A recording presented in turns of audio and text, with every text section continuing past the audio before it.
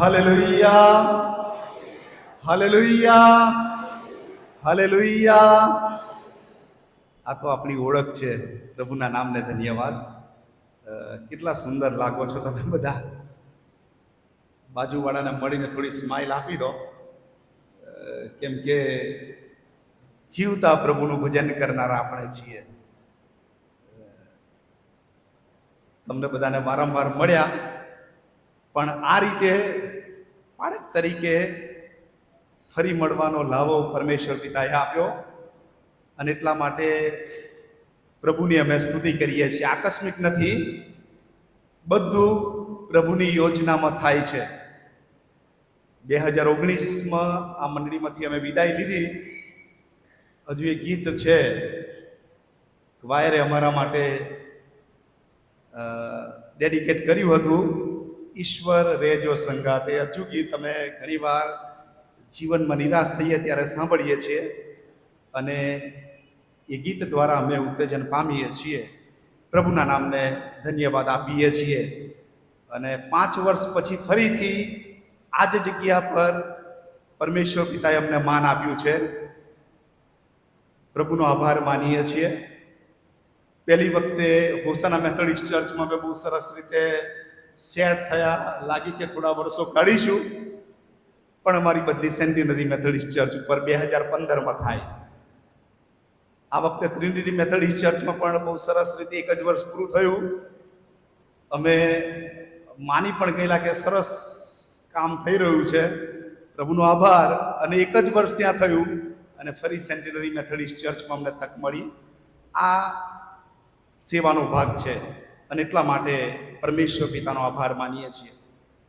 Gujarat regional conference અને તમામ અધિકારી સાહેબોને માટે, માન્ય બિશપ સાહેબ અને કેબિનેટના તમામ આગેવાનોને માટે, અને આપણા સ્થાનિક ડીસુ સાહેબ સાયમન પ્રિણાલ સાહેબ, એમની આગેવાની માટે પણ આભાર માનીએ છીએ. અને અમે બંને સેવકોને આ જવાબદારી સોંપી અમે પ્રભુની સ્તુતિ કરીએ છીએ. મારી સાથે રેવરન્ડ દીપક ખ્રિસ્તી સાહેબ છે, પણ ઘણા અનુભવી છે. આપણે એમની સેવાઓને માટે આભાર માનીએ છીએ. એમના સંદેશાઓ તો આપણે સાંભળીએ છીએ, અને આપણે એમનાથી આશીર્વાદિત થયા છીએ પ્રભુમાં, અને ચોક્કસ પ્રભુ આપણને એમના દ્વારા આશીર્વાદ આપશે. એમના પત્ની સ્વીટી બેનનો પણ આભાર માનીએ છીએ.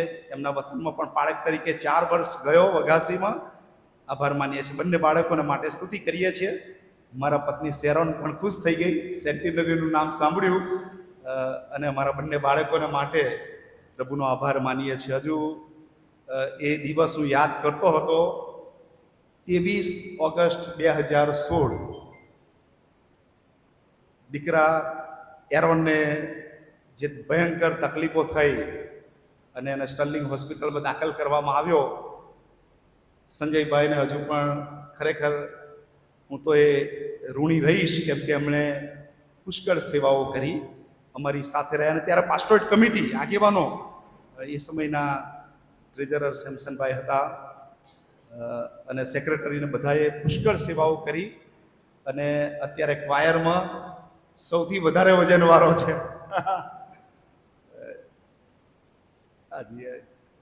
બરાબર છે, પ્રભુએ એને કૃપા આપી. આભાર માનીએ છીએ. અમે બંને સેવકો પણ નવા હૃદયવાળા છીએ, કેમ કે બંને સ્ટેન્ડ મૂકેલા છીએ. એટલે અમારા હૃદયો નવા થઈ ગયા છે. બધું સાફ કરી દીધું છે. ઘણી વાર પોતાથી ના થાય તો ડોક્ટરો સાફ કરી આપે છે, પણ હવે નવા હૃદયો છે, અને તમારા બધાના નવા હોય જરૂરી છે. આપણે પ્રશ્નો ઊભા કરનારા નથી, ગૂંચવનારા નથી. આપણે તો પ્રશ્નો સોલ્વ કરનારા છીએ, અને એટલા માટે બને એટલા પ્રયત્નો કરીશું. પ્રભુનો આભાર માનીએ છીએ. સાથે સાથે અમારી જે સાથે ફ્રાન્સિસભાઈ મેકવાનનો પણ આભાર માનીએ છીએ, કેમ કે તેઓને પણ અમારી સાથે જ બટલર, FMTI અને MTIના ડાયરેક્ટર તરીકેની જવાબદારી એમને પણ અપોઇન્ટમેન્ટ મળી છે. આ વખતની નવી અપોઇન્ટમેન્ટમાં એમને પણ એ અપોઇન્ટમેન્ટ ફરીથી થઈ છે. પ્રભુનો આભાર માનીએ છીએ. અમે શુભેચ્છાઓ પાઠવીએ છીએ, કેમ કે તમે આ મંડળીના છો, કોન્ફરન્સના બેનેવલન્સ ટ્રેઝરર પણ છો, અને સાથે સાથે ફરી એકવાર તમને ત્યાં અપોઇન્ટમેન્ટ મળી, અને એટલા માટે પ્રભુનો આભાર માનીએ છીએ. અને સેક્રેટરી અને પાસ્ટોરેટ કમિટીનો અમે આભાર માનીએ છીએ. ફૂલોથી અમારો આવકાર કર્યો. ફૂલો ગમે પણ ખુરશીઓ બહુ અઘરી હોય છે, પણ પ્રભુ કૃપા આપે. આપણે તો પ્રભુની કૃપાથી કામ કરનારા છીએ, નિર્બળ પાત્રો છીએ. આપણામાં કશું જ સારું નથી અને પોતાની મહેનતથી આપણે કશું જ કરી શકતા નથી, પણ પ્રભુ પિતા આપણને કૃપા આપે અને એનાથી આપણે સફળ થઈ શકીએ છીએ. અને એટલા માટે બધાના માટે આભાર માનીએ છીએ. સાથે સાથે મંડળીના જે આગેવાનો, ટ્રેઝરર, સેક્રેટરી, પાસ્ટોરેટ કમિટી, અંગો, બધાના માટે અમે ઈશ્વર પિતાનો આભાર માનીએ છીએ. ઘણી બધી અટકળો, અફવાઓ, ચિંતાઓ, અનુમાનો બધું જ હતું છેલ્લા અઠવાડિયામાં. કહેવામાં આવ્યું કે તમે સેન્ટિનરીમાં પાળક તરીકે ગયા, પણ ઓફિશિયલી કોઈ માહિતી હતી નહીં શુક્રવાર સુધી. અને એટલા માટે અમે પણ ચિંતામાં હતા કે ક્યાં શું છે, પણ એક ખાતરી હતી કે અમે રસ્તામાં તો નથી જ. કોઈક જગ્યાએ તો અમને પ્રભુએ જવાબદારી સોંપી છે અને આખરે શુક્રવારે આ જવાબદારી અમને સોંપવામાં આવી. અમે પરમેશ્વર પિતાનો આભાર માનીએ છીએ. આવો પ્રાર્થના સાથે પ્રભુના હાથોમાં સોંપાઈએ. રાજાઓના રાજા અને પ્રભુઓના પ્રભુ, વચનો તમારા છે. બળ, ખાતરી, સામર્થ્ય અને હિંમત અમને આપો, તમારા મહિમાના માટે વાપરો અને અમારા જીવનો તમારામાં આશીર્વાદિત થાય અને અમે બળ પકડીએ. પ્રભુ પવિત્ર આત્માદેવ, વધસ્તમનું સામર્થ્ય અમારું બની જાય. અને આજે સવારે જેવો તમારા વચનો સાંભળે છે એ દરેકને પ્રભુજી હિંમત મળે, પ્રભુ ઈસુ ખ્રિસ્તની કૃપાસન દયાસનની પાસે આવવાના માટે એવી અમે પ્રાર્થના અને વિનંતી કરીએ છીએ. પવિત્ર આત્મા દેવ, આ જગ્યાનો કબજો તમે લો અને અમને આશીર્વાદ આપો, એવી અમારી પ્રાર્થના પ્રભુ ઈસુમાં સાંભળો અને તેનો સ્વીકાર કરો. આમેન. એક ખેડૂત હતો અને ખેડૂતની પાસે મરઘી માટેનું એક સરસ એવું ફાર્મ હતું. પુષ્કળ મરઘીઓ હતી એની પાસે. એટલામાં એને એક ગરુડનું બચ્ચું મળ્યું નાનું, અને ગરુડનું બચ્ચું પણ એની પાસે લાવ્યો, એની સાથે એને રાખ્યું અને એ પણ ઉછરવા લાગ્યું. મરઘીઓની જેમ ઉછરવા લાગ્યું. મરઘીનો ખોરાક તો શું છે આપણને ખબર છે, બરાબર? એ ક્યાં ફરે, કેવું ખાય, જો કે શહેરમાં ખબર ના પડે, પણ ગામડામાં હોય અમને બધાને ખબર પડે એની વાસ્તવિકતા. અને પાછા આપણે બધા મરઘી ખાઈએ કે જેમ કહેવાય. પ્રભુનો આભાર માનીએ છીએ. આજનો દિવસ તો ખાસ પ્રભુની સ્તુતિ કરીએ છીએ. પણ આ બચ્ચું જે પ્રમાણે એનો ઉછેર થયો મરઘીની સાથે અને એના જેવું થઈ ગયું. એ જે ખાય એ ખાવાનું, મરઘા જે કરે એ બધું એ પ્રમાણે કરવાનું. એક વખતે એક માણસ ત્યાં આવ્યો કે જેને બહુ જ સારું એવું જ્ઞાન હતું પક્ષીઓ વિશેનું. એ ત્યાં આવ્યો અને એણે ખેડૂતને પ્રશ્ન પૂછ્યો કે તમે આ બચ્ચાને, ગરુડના બચ્ચાને કે જે એની યોગ્ય જગ્યાએ નથી, એને અહીંયા કેમ ઉછેરો છો? ખેડૂતની પાસે કોઈ ખાસ જવાબ હતો નહીં, કેમ કે એને હું શું કરી શકું એમ, મારી પાસે તો આ જ વ્યવસ્થા છે. અને ત્યાર પછી થયું એવું કે એણે રજા માગી કે જો તમે રજા હોય તો હું આ જે ગરુડનું બચ્ચું છે એના માટે થોડા પ્રયત્ન કરું. પહેલા તો શરૂઆતમાં તો એના જે ટેરેસ ઉપર લઈ ગયો અને ત્યાંથી ઉડવા માટે શીખવાડવા પ્રયત્નો કર્યા, પણ ત્યાંથી નીચે પડ્યું અને ફરીથી એ જે દાણા મરઘી ચરતી હતી અથવા તો જે બચ્ચા ચરતા હતા એમની સાથે ગયું. પણ માણસ નિરાશ થયો નહીં. બીજી વાર પ્રયત્ન કર્યો. એક ઝાડ ઉપર એને લઈ ગયો અને ઝાડ ઉપરથી ઉડાડવાના માટે પ્રયત્નો કર્યા, પણ એ નિષ્ફળ ગયું કેમ કે નીચે આવ્યું અને ફરીથી પેલી જૂની સંગતમાં જ ગયું. ત્રીજી વાર એક ઊંચા પર્વત પર લઈ ગયા અને ત્યાંથી એ બચ્ચાને ઉડાડવામાં આવ્યું અને ત્યાર પછી એ બચ્ચું પાછું આવ્યું જ નહીં. ગરુડનું બચ્ચું બરાબર ઉડતા શીખી ગયું. અને એટલા માટે આપણી સંગત કેવી છે? જો તમે સિંહ જેવા છો પણ બિલાડીઓની વચ્ચે હોય તો તમારા વિચારો એવા થઈ જાય છે. સારી સંગત બહુ જ મહત્વની છે. તમને પ્રભુએ એક ઊંચા લેવલને માટે તૈયાર કર્યા છે. પ્રભુએ તમને આકાશી સ્થાનોમાં બેસવાના માટે પસંદ કર્યા છે. આપણે સામાન્ય જીવન જીવનારા નથી. પ્રશ્નો, વાતો બધું જ હશે, પણ એથી પર આપણે જીવનારા છીએ. એટલું યાદ રાખીએ કે આપણા કાર્યોના લીધે અથવા તો આપણા સ્વભાવના લીધે આપણે સ્વર્ગ ના ચૂકી જઈએ. આ બધું અહીંનું સ્થાનિક થોડા સમય માટે છે. Nothing is permanent. કશું કાયમી નથી, બધું હંગામી છે. પણ એક દિવસે આપણે એની સાથે હોવાના છીએ અને વિશ્વાસની સાથે આગળ વધવાનું છે. હવે પ્રભુનો સેવક મૂસા, જો તમે વાંચો પુનઃ નિયમ તો 31મા અધ્યાયથી આગળ વાંચવા મળે છે કે ગરડો થઈ ગયો છે, હવે બહાર જઈ શકે એમ નથી, 120 વર્ષની એની ઉંમર છે અને હવે મરણના દિવસો પાસે આવ્યા છે. એક નવી લીડરશિપ તૈયાર કરવા માટે જઈ રહ્યો છે અને ત્યારે આ ગીત લખવામાં આવ્યું છે. 19મી કલમમાં આ પ્રમાણે લખ્યું છે, 31 અને 19, તો હવે તમે આ ગીત પોતાને સારું લખી લો ને તું તે ઇઝરાયલ પુત્રોને શીખવ, તેઓને મોડે કરાવ. આ ગીત વારંવાર ગીત શબ્દ વાપરવામાં આવ્યું છે અને જે તમારી સમક્ષ વાંચવામાં આવ્યું એ પણ ગીત છે. ગીતો ખ્રિસ્તી વિશ્વાસને મજબૂત કરે છે, એ આંતરિક ચારિત્ર પ્રગટ કરે છે, દેવનો સ્વભાવ પ્રગટ કરે છે અને એટલા માટે ગીતો આપણા જીવનમાં પુષ્કળ મહત્વના છે. આપણે એને અવગણી શકીએ નહીં. અને આ મૂસાનું છેલ્લું ગીત, લાંબુ ગીત, એ આપણે વાંચીએ છીએ અને આ ગીતમાં એ વાત શીખવા માંગી છે, ઇઝરાયેલી પુત્રોનો ઇતિહાસ બતાવવા માંગ્યો છે. તમે ક્યાં હતા અને ઈશ્વરે તમને કેવી રીતે બચાવ્યા અરણ્યમાં, તમે ભૂલો કરી, તમે અવિશ્વાસ કર્યો, પણ ઈશ્વરે તમને તમારી કેવી સંભાળ લીધી છે. અને આપણો પ્રભુ એ સંભાળ લેનાર પ્રભુ છે. પહાડના પાસથી અને નાશકારક મરકીથી બચાવનાર પ્રભુ છે. જમણે ને ડાબે એ આપણી સાથે હંમેશા ઉભા રહેનાર ઈશ્વર છે. અને એટલા માટે ત્યાં વારંવાર શબ્દ એક વપરાયો છે અને શબ્દ ગરુડ શબ્દ વાપરવામાં આવ્યો છે. બહુ જ મહત્વનું છે.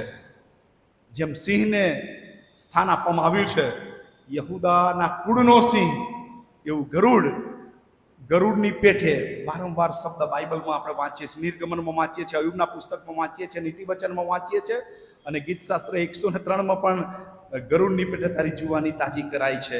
આ શબ્દો વારંવાર વાપરવામાં આવ્યા છે. એટલા માટે બહુ જ મહત્વનું છે. ગરુડ એ તો વાલાઓ જાગૃતતા માટેની નિશાની છે, કાળજી માટેની નિશાની છે. એ સૌથી ઊંચે ઉડે છે, ગર્વ છે, ભવ્યતા છે, શક્તિશાળી છે, એનામાં તાજગી છે અને નવીનીકરણ છે, નવા વિચારો સાથે આગળ વધે છે. અને એટલા માટે પુનઃ નિયમ 32 જે વાંચવામાં આવ્યું એમ પ્રભુનું વચન કે છે, ગરુડ પોતાના માળાને હલાવે છે, પોતાના બચ્ચા ઉપર પાંખો ફફડાવે છે, તેમ તેણે પોતાની પાંખો ફેલાવીને તેઓને પોતાની પાંખો ઉપર ઊંચકી લીધા. નિર્ગમન 19 અને 4 એ પણ વારંવાર ઇઝરાયલને યાદ અપાવે છે. 19:4, મેં મિસરીઓને જે વિતાડ્યું તથા કેવી રીતે હું તમને ગરુડની પાંખો ઉપર ઊંચકીને મારી પાસે લાવ્યો તે તમે દીઠું છે. ખરેખર તો ગરુડ ઉપર ઊંચકીને લાવ્યા નથી, તો ચાલતા આવ્યા, કોરી ભૂમિ પર આવ્યા, પણ એક રૂપક કહી શકાય, ઉપમા. અને એટલા માટે કેટલું બધું માન અને સ્થાન કહી શકાય. અને પ્રભુ આપણને એ આશીર્વાદ આપવા માંગ્યા છે. આજે પ્રભુ એ ઉચ્ચ સ્થાનોનો આશીર્વાદ આપવા માંગ્યા છે. જીવનમાં તકલીફો આવે, ચિંતા કરવાની નથી. જીવનમાં પ્રશ્નો આવે, ચિંતા કરવાની જ નથી, કેમ કે પ્રભુ આપણને એની કૃપા આપ્યો છે. જે સૌથી અગત્યની વાત છે, ગરુડનો માળો બહુ જ મહત્વનો છે. ગરુડ પોતાનો માળો બનાવે છે એની વાત છે. અને હું જ્યારે અભ્યાસ કરતો હતો ત્યારે મને જાણવા મળ્યું કે એ ઉચ્ચ સ્થાનોમાં એનું રહેઠાણ બનાવે છે. ઉચ્ચ સ્થાનોમાં સૌથી ઊંચી જગ્યા હોય, કાં તો પર્વતની તળેટી હોય કે ઊંચું ઝાડ હોય, પણ જ્યાં કોઈ પહોંચી શકે નહીં, કોઈ દુશ્મનો આવી શકે નહીં, કોઈ એને હરાવી શકે નહીં, કોઈની નજર એના ઉપર પડે નહીં. આ બાજ નજર, ફેલ્કન આપણે બહુ વારંવાર શબ્દો વાપરીએ છીએ, પણ કોઈની નજર પહોંચી શકે નહીં એવી જગ્યાએ પોતાનો માળો બનાવે છે. અને ઈશ્વરના વિશે પણ લખવામાં આવ્યું છે કે ઈશ્વર પણ સંપૂર્ણ છે, એની નજર પણ ઊંચી છે. મારા વિચારો એ તમારા વિચારો નથી અને મારા કાર્યો એ તમારા કાર્યો નથી. યશાયા 55માં પ્રભુનું વચન આપણને કહે છે. અને એટલા માટે એ વિશ્વાસુ દેવ છે, સંભાળ રાખનાર દેવ છે. એ આંખની કીકીને પેટે આપણું રક્ષણ કરે છે અને આપણને કોટરૂપ છે, સલામતી પૂરી પાડે છે. ગરુડ 1000 ફૂટથી ઊંચે કે છે ઉડે છે, એથી વધારે ઘણી વાર. અને એનો માળો પણ ઘણી વાર તો 1000 ફૂટ ઊંચે હોય છે. 100 ફૂટ ઊંચેથી એની દ્રષ્ટિ નીચે ખબર પડે છે. નાનામાં નાનું હોય તો પણ એટલે ઊંચેથી જોઈ શકે. એની દ્રષ્ટિ કેટલી છે. ઈશ્વર પણ એવું જ જોઈ રહ્યા છે. અને એના વિશે એવું કહેવાય છે કે 3 ગણું, એના વજન કરતા 3 ગણું ઊંચકી શકે છે. કેટલું શક્તિશાળી, પાવરફુલ છે. જ્યારે એનો માળો બનાવે છે ત્યારે પુષ્કળ મહેનત કરે છે. એનો માળો પણ મોટો હોય છે. લાકડા હોય એને લાકડા બરાબર ગોઠવે, એની અંદર પાન છે, ડાળીઓ છે, નાખે છે, અને છેલ્લે સસલા છે, બકરા છે, જેને પોતે માર્યા હોય એના ચામડા અને પીંછા અંદર બરાબર ગોઠવે છે. એ ચામડીને ગોઠવે છે પોતે. કહેવાય કે કઈ વધ કર્યું હોય એવી વસ્તુઓથી, એટલા માટે કે એના જે બચ્ચા છે એને સલામતીનો અનુભવ થાય, એક સારી હૂંફ મળે, કમ્ફર્ટ ઝોનમાં રહી શકે, આપણી ભાષામાં કહી શકાય. એ પ્રમાણે એને તૈયાર કરે છે, એનું ફીડ કરે છે, એની વ્યવસ્થાઓ કરે છે, એને મજબૂત, અંદરથી પણ મજબૂત રીતે તૈયાર કરે છે. એમ આપણને વાલાઓ સોફ્ટનેસ આપણને જોવા મળે છે, પોષણ કરે છે, કાળજી રાખે છે. અને ઇઝરાયેલી પ્રજાને પણ પ્રભુએ આ જ રીતે સંભાળ લીધી.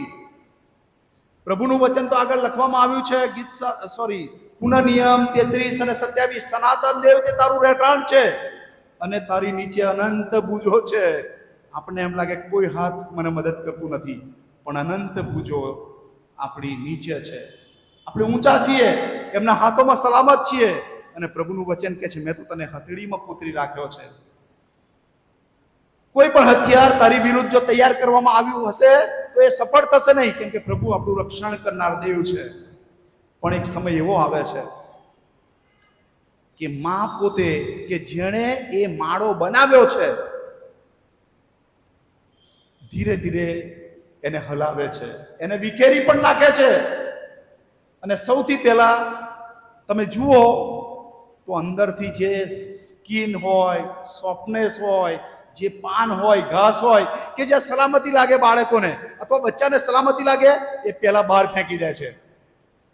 ધીરે ધીરે બધું જ કાઢે છે. છેલ્લે પેલા લાકડા બચ્ચા હોય, બચ્ચાને દુઃખ થાય. આવી તે કેવી માં? કોઈ માં પોતાનું ઘર જાતે તોડે ખરા? ના તોડે. બચ્ચાને દુઃખ થાય. કેમ આ પરિસ્થિતિ? માં દુશ્મન નથી વાલાઓ, પણ બતાવવા માંગે છે કે આ માળો અથવા ઘર એ કાયમી નથી. તમે આના માટે તૈયાર થયા જ નથી. પ્રભુએ તમને આના માટે ઘડ્યા જ નથી. તમે તો ઉડવા માટે છો, આકાશનું રાજ્ય પ્રાપ્ત કરવા માટે ન છો. તમે પૃથ્વી પરનું જીવન જીવવા માટે નથી. અને એટલા માટે એ લેવલ ઉપર લઈ જવાના માટે તૈયાર કરે છે.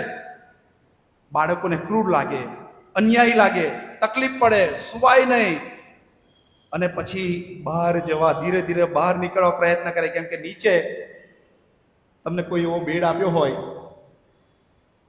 સીટ હોય નહીં, ખાલી પેલા નીચેના આધાર જ હોય, લાકડા હોય, ટેકા હોય, ગાદલું ના હોય, એના કરતા આપણે કહીએ નીચે સુઈ જવું સારું. બચ્ચાને પણ આવું લાગે કે હવે માળામાં રહેવા જેવું નથી. અને એની માને પણ ખબર છે કે હવે માળો નહીં તોડું તો આ બચ્ચા તો ભારે ખાઈ ખાઈને જાડા થશે અને ઉડી પણ શકે નહીં. અને સમય આવે ત્યારે એ માળો તોડી પણ નાખે છે. આ ઈશ્વરની પદ્ધતિ પણ છે. ઈશ્વર પણ આપણને શાંતિથી જીવવા દેતા નથી. રાત્રે વહેલા ઉઠાડી દે, કોઈક વાર 3 વાગે 4 વાગે બેચેન કરી મૂકે આપણને કે આ તો પ્રાર્થનાનો સમય છે. કેમ બેસી રહ્યો છે?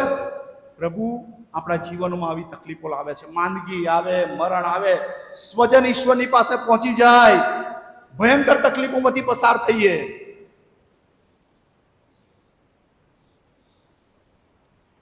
હું છેલ્લા 1.5 વર્ષથી માઉથ અલ્સર કહી શકાય, મોંના છાલા, પુષ્કળ હેરાન થયો. હેરાન એટલે જો રવિવારે સારું છે, પણ સોમવાર આવે ને ક્યાંથી નીકળી જાય ખબર ના પડે.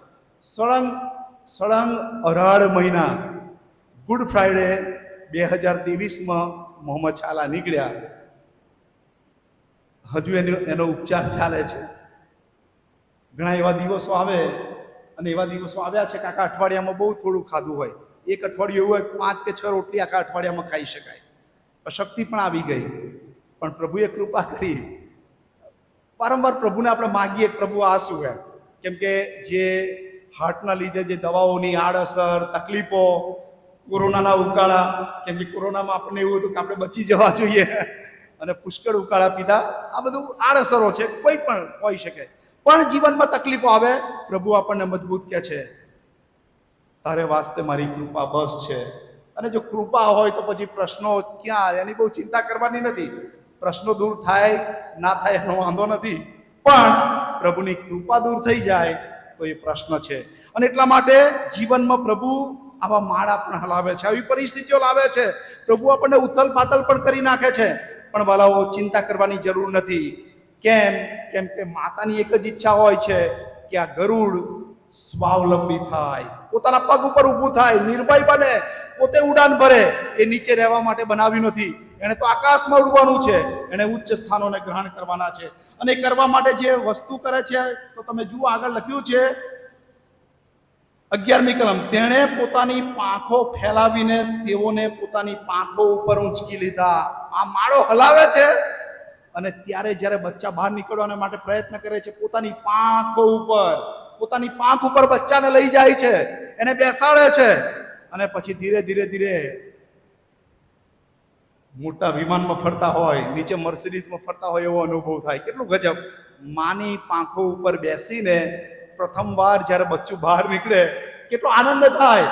અત્યાર સુધી તો કુવાના દેડકા જેવા હતા, હવે કશી ખબર પડતી નહોતી, પણ જે હેતુને માટે તેઓને ઉત્પન્ન કર્યા છે અને એટલા માટે ત્યાં લઈ જાય છે, ઉપર જાય છે અને પાંખો પછી એવી હલાવે છે, બચ્ચા નીચે પડે છે.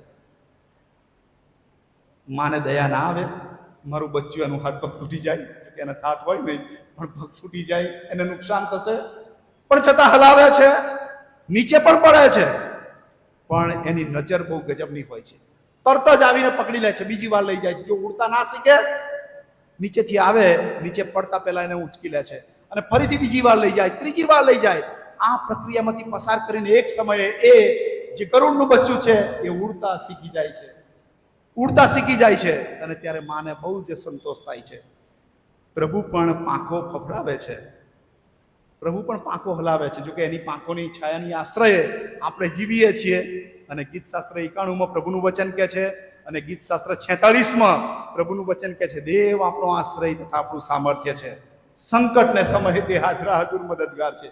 પૃથ્વી ઉથલ પાથલ થાય, સમુદ્રનું પાણી ગર્જના કરે, વલોવાય, ઉછળવાથી પર્વતો કાપી ઉઠે તો પણ આપણે બીએ નહીં, કેમ કે સૈન્યોનો સરદાર યહોવા આપણી સાથે છે અને યાકૂબનો દેવ આપણી સાથે છે. એનાથી વિશેષ વાલાઓ શું હોઈ શકે? અને આવી જ પરિસ્થિતિ ઘણીવાર વાલાઓ મંડળીઓમાં પણ બને છે. મંડળી પણ માળામાં રહેવા માટે બનાવેલી નથી. મંડળી પોતાના માટે જીવતી નથી.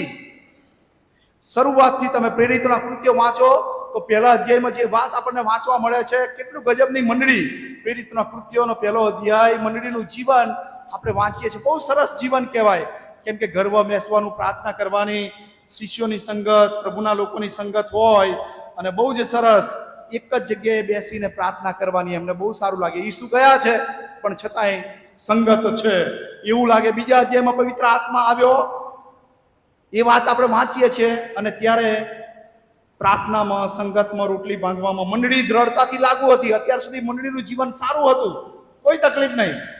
એમના જે કાર્યક્રમો છે, એમની ક્રિયાઓ છે, એમની ભજન છે, પ્રેઝ ધ લોર્ડ, હાલેલુયા, બધું જ સારું ચાલે. ત્રીજો અધ્યાય પણ સારો ચાલ્યો, કેમ કે ચમત્કાર થયો અને લોકોને લાગ્યું કે આપણે તો એવા ઈસુનું ભજન કરીએ છીએ કે જ્યાં ચમત્કારો થાય છે, સલામતી છીએ, ચિંતા નથી. પણ ચોથા અધ્યાયમાં સતાવણી, નાની આંતરિક સતાવણી, બહુ મોટા પ્રશ્નો ના કહી શકાય પણ નાની સતાવણી.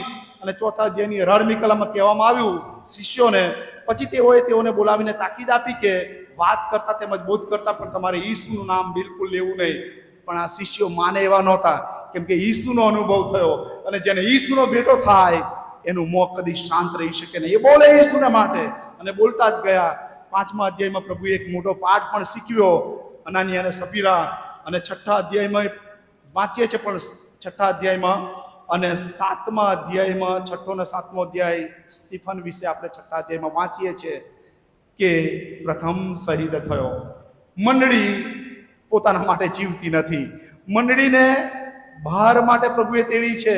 પ્રેરિતોના કૃત્યો પહેલો અધ્યાયના 8મા વચનમાં કહેવામાં આવ્યું છે, પહેલા તમે યરૂશાલેમમાં, પછી યહૂદિયામાં, સમરૂનમાં અને પૃથ્વીના છેડા સુધી મારા સાક્ષી થશો. અત્યાર સુધી યરૂશાલેમમાં મંડળી હતી, હવે યરૂશાલેમની આજુબાજુમાં યહૂદિયા અને બધા વિસ્તારોમાં મંડળી વૃદ્ધિ પામી. પણ મંડળીનો ધ્યેય તો પૃથ્વીના છેડા સુધી જવાનો છે. સેન્ટિનરી ચર્ચનો ધ્યેય પૃથ્વીના છેડા સુધી છે. જો કે અમેરિકાને બધે તમે મોકલો છો, પ્રભુનો આભાર, કેનેડા પણ જઈ રહ્યા છે અને જવા જોઈએ. બધા દેશોમાં આપણી મંડળીના માણસો હોવા જોઈએ. અને આપણી એ પ્રાર્થના છે કે ગરુડ માળો છોડીને બહાર જાય છે, આ માળા છોડીને મંડળીએ પણ આ માળો છોડવાનો છે. આપણને બેસી રહેવા માટે પ્રભુએ પસંદ જ નથી કર્યા. આપણે તો દર રવિવારે બહાર નીકળવાનું હોય સુવાર્તાના માટે, સેવાના માટે. આપણે તો એવો પેલો માળો ગૂંથીને બેસી ગયા છીએ કે બહાર નીકળવાનું મન થતું નથી, કમ્ફર્ટ ઝોનમાં છીએ. પણ પ્રભુ ઘણીવાર આપણને હલાવે છે. અને 7મા 8મા અધ્યાયમાં તમે જુઓ, 8મા અધ્યાયને પહેલી જ કલમ, સાઉલે તેનો ઘાત કરવાની સંમતિ આપી. તે જ દાડે યરૂશાલેમની મંડળી પર ભારે સતાવણી થઈ. એટલે પ્રેરિતો સિવાય તેઓ સર્વ યહૂદિયા સમરોન ના પ્રાંતોમાં વિખેરાઈ ગયા.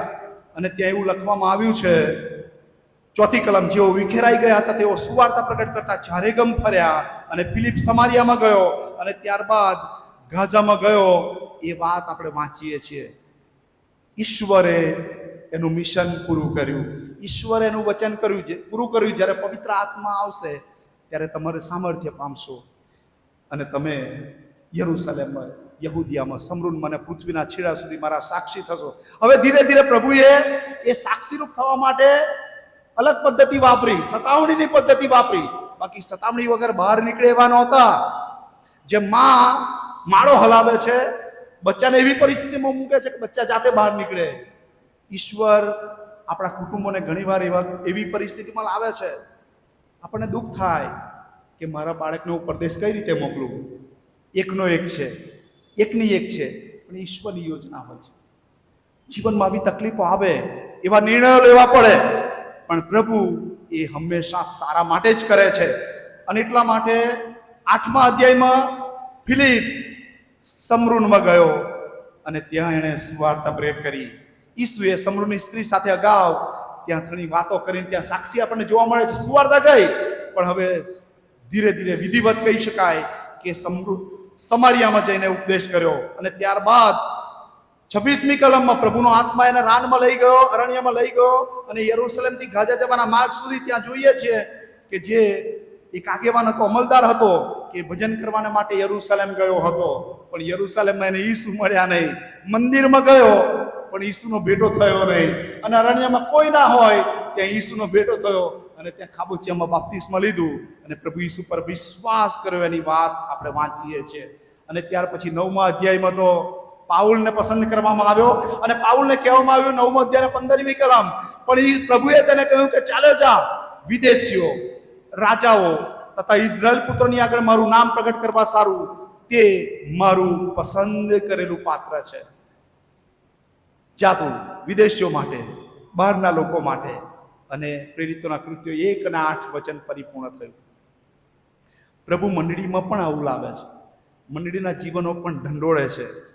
જો આપણે કમ્ફર્ટ ઝોનમાં છીએ, શાંતિથી બેઠા છીએ. તમે શાંતિથી બેસવા માટે છો જ નહીં. અમારા જેવું તમારે જવું જ જોઈએ સેવાના માટે, પ્રભુના મહિમાના માટે. કદાચ બહાર ના જઈ શકો, પડોશમાં છીએ, એના માટે આપણે સેવા કરી શકીએ. ઈસુની વાત આપણે જણાવી શકીએ, કેમ કે આપણને એને માટે પ્રભુએ તૈયાર કર્યું. પ્રભુના શિષ્યો કેવી રીતે મરણ પામ્યા. યોહાન પ્રભુનો સેવક, વચ્ચે મેં એના વિશે સાંભળ્યું હતું કે એને કઢાઈની અંદર, તેલની અંદર નાખવામાં આવ્યો, કશું થયું નહીં. બાકી ખરેખર ચિકન દાનાની જગ્યાએ યોહાન દાના બની જવાના હતા એ દિવસે. એના યોહાન દાના બને એવું હતું.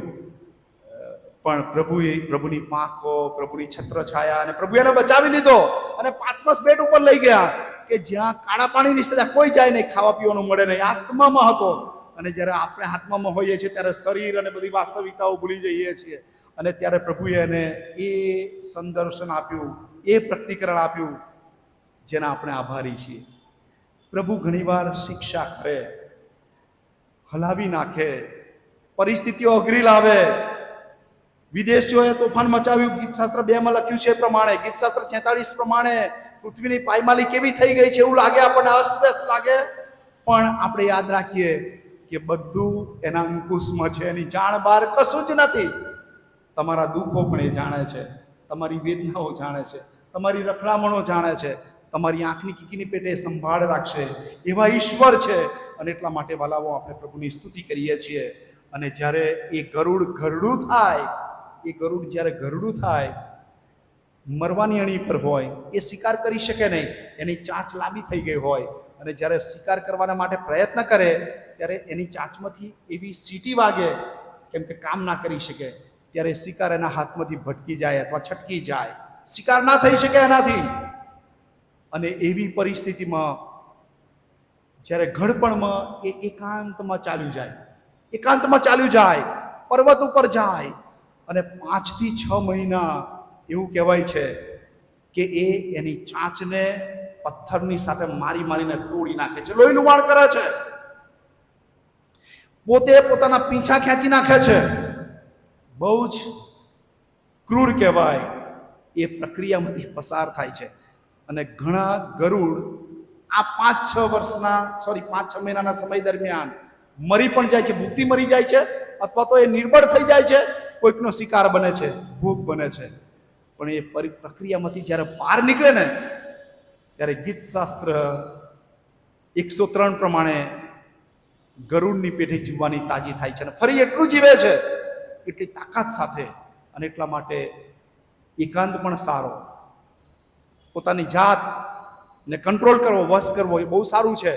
પોતાની જાતને ત્યાં સુધી તૈયાર કરે છે, ફરીથી બીજું સારું જીવન જીવી શકે, અને એ એની જાતને તૈયાર કરે છે. ભલાઓ, પ્રભુએ આપણને જીવન આપ્યું છે, સામાન્ય જીવન નથી આપ્યું, બીજાઓને માટે જીવન આપ્યું છે, બીજાઓને તૈયાર કરવા માટે જીવન આપ્યું છે.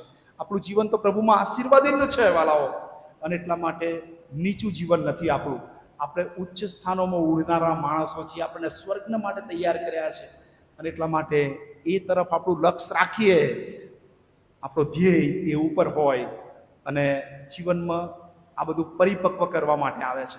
હલી જવાય, બદલ્યો થાય, પ્રશ્નો આવે, કશું કાયમી નથી, પણ પ્રભુ આપણને કૃપા આપે છે. અને એટલા માટે ગીત શાસ્ત્ર 46માં પ્રભુનું વચન કહે છે, છાના રહો અને જાણો કે હું દેવ છું. અને એટલા માટે ઘણી વાર છાના રહેવાનું હોય છે, અને આપણે જાણીએ જોઈએ કે પ્રભુ ઈશ્વર છે. પ્રભુ આપણને એની કૃપા અને એની આશીષ આપો. આમેન.